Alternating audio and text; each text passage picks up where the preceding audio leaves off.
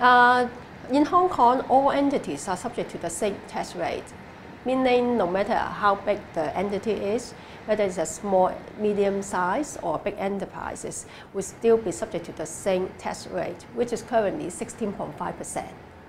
For sole proprietorship, it will be subject to a lower tax rate, which is 15%.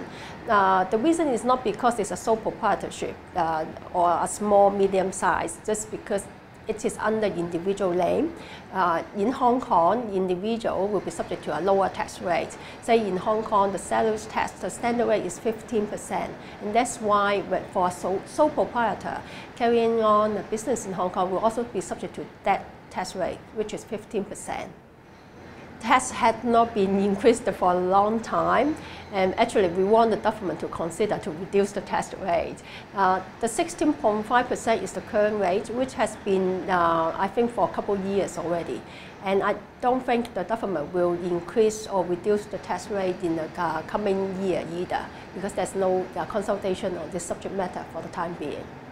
I think a lot of people, or some people, will consider Hong Kong is a tax haven merely because our tax rate is lower among a lot of countries. We have a lower tax rate, 16.5%, which is much lower than, say, developed countries, which is 30% or even higher. But that does not make Hong Kong as a tax haven. Hong Kong has been very active in entering into avoidance of double tax treaty with other countries. We are very eager to make sure we are in compliance with the international standards. We follow the OECD model to implement our tax system. And also we have last year changed our tax law to allow the Hong Kong to sign standalone tax information exchange agreement with those countries that eager to get information of their citizens who avoid taxes. So all in all, I just want to mention is Hong Kong is not a tax haven.